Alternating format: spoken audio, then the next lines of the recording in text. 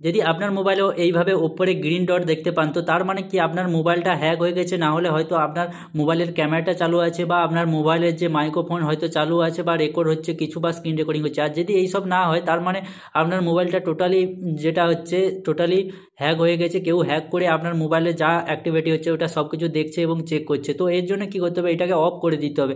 Of কীভাবে করবেন পুরো ডিটেলের সঙ্গে আমি বলবো, তো ভিডিওটি লাস্ট অবধি দেখবেন। যদি আপনার মোবাইলে এইভাবে ঘন ঘন এইভাবে যদি গ্রিন ডট দেখতে পান তো তার মানে আপনাকে সাবধান হতে হবে এবং আপনার মোবাইলের চেক করতে হবে কি আপনার মোবাইলের কোনো ক্যামেরা তো চলছে না বা কোনো মোবাইল এমন কোনো অ্যাপস আপনি ইনস্টল করে দিয়েছেন যার কারণে হতে পারে কি সে অ্যাপসটা পুরো অ্যাক্সেস নিচ্ছে এবং আপনি যা যা করছেন বা আপনি যা কথা বলছেন হয়তো সে শুনতে পাচ্ছেন বা রেকর্ডিং হচ্ছে।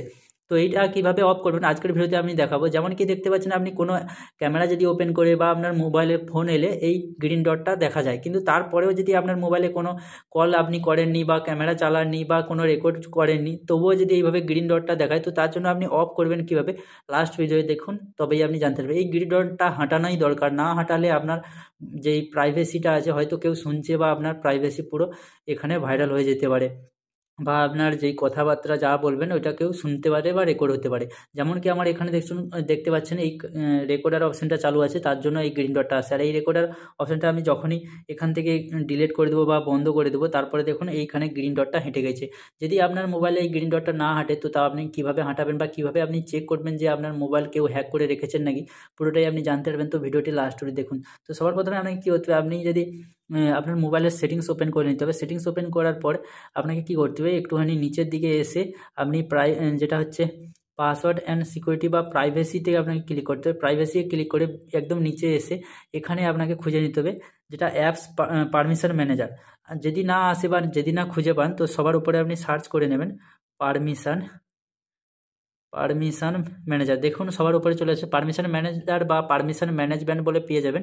তো ওর উপরে আপনাকে ক্লিক করতে হবে। ক্লিক করার পর কী করবেন, এইখানে এরকম অপশান পেয়ে যাবে যে পারমিশন ম্যানেজার, মানে আপনার মোবাইলের যে কল লগ বা আপনার মোবাইলের ক্যামেরা, আপনার মোবাইলের ফাইল, আপনার মোবাইলের যে মাইক্রোফোন লোকেশান, মানে কোন কোন অ্যাপসগুলো অ্যাক্সেস নিয়ে রেখেছে বা কোন কোন অ্যাপস আপনার এই সব অ্যাক্সেস নিতে পারে সেই সব আপনি দেখতে পাবেন। যেমন কি সবার প্রথমে আপনাকে চেক করতে হবে ক্যামেরার উপরে যখন চেক করবেন তো এখানে ওই অ্যাপসগুলো, এখানে যেসব অ্যাপসগুলো দেখতে পাবেন সেই সব অ্যাপস কী হবে আপনার মোবাইলের ক্যামেরার অ্যাক্সেস নিয়ে রেখেছে। আর সেই অ্যাপস যদি চাইলেও আপনার ফটো তুলতে পারে বা আপনার ক্যামেরা চালু করতে পারে।